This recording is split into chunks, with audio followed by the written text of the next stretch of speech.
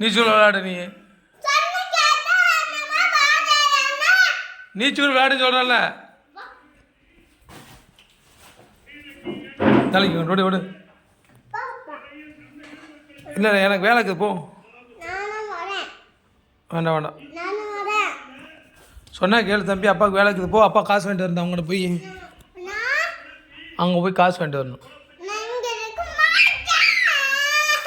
நீச்சல் எங்கே இருக்கு? நீச்சல் விளையாடு போ. நீயும் போய் ஆடி. ஏன் ஏன்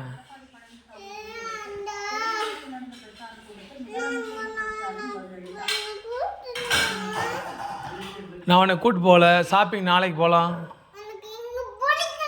எங்கே பிடிக்கல? அப்போ எங்கே போகணும்? போக முடியாது.